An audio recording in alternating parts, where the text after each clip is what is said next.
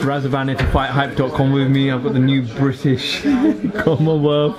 I'm not Callum Johnson. They're just these belts. It feels good. Been a long time, this British belt. Joe, I've seen you many times, you know, anti-Corolla when he's won his world title fights, and you show a lot of enthusiasm and happiness when you're in the ring. And I saw when you jumped in the ring and how happy you were after everything that Callum's gone through. But let's talk about tactics. Was it the plan to come out fast? I wouldn't necessarily it was come out fast. I think there's things that Frank does and that we studied that if you left them opportunities, we'd take advantage of, very much like Scott Cardle in the first fight. There was things that we'd seen that they did earlier, and it was up to us to capitalise them. We were here in London, we weren't the home fighters, we were the away fighters, and we had to grab opportunities when they presented themselves with both hands. And when you're boxing at elite world level, you know and I know, you only get 1 or 2 chances in a fight. And at this level, I'd say you get 5 or 6.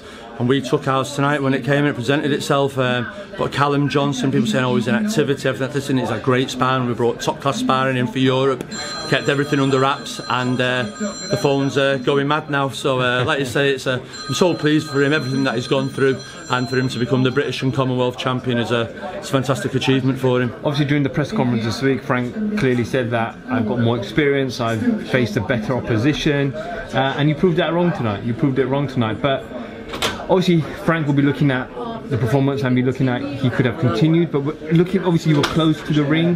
Did you feel like it was the right time with the referee? Well, I had just been with Scott Cardle for it, and then Callum had hurt Frank a few times. Frank did well to survive, but once they started again, and Frank got caught.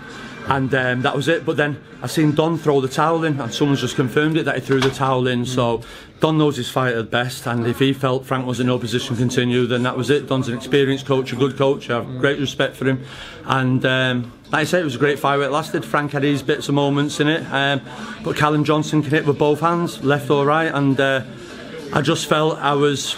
Them toys when you press a button, the ejection, you fly up. I felt I was in the corner tonight once in that white towel, jumping Jack in the box into the ring. And I apologise for anyone at home that thought my celebrations were over the top and everything else, but it meant an awful lot. And I was also on the receiving end when Frank won over Jose Burton. And listen, I'm not to stop them. They enjoyed themselves in the ring and everything else, and it was just.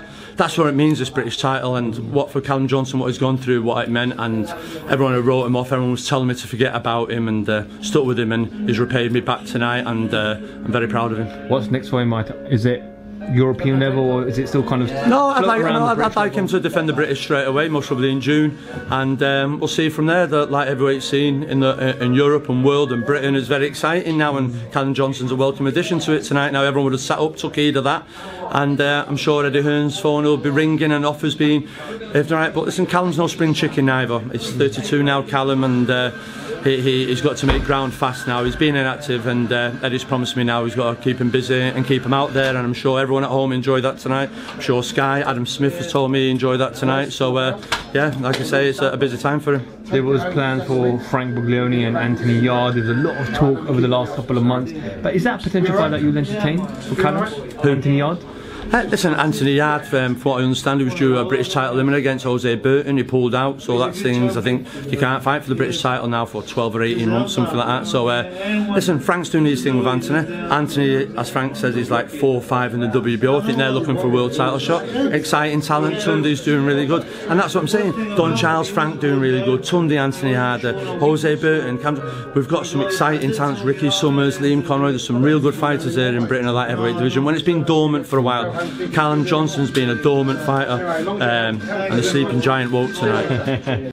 Joe, it's always a pleasure talking to you. Yeah, no problem. Enjoy the belts. How are you celebrating tonight?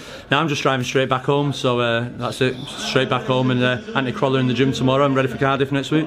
Joe, safe travels. Cheers, thank you very much. Congratulations again. Joe Gallagher for FightHype.com. Thank you very much. Cheers, thank you.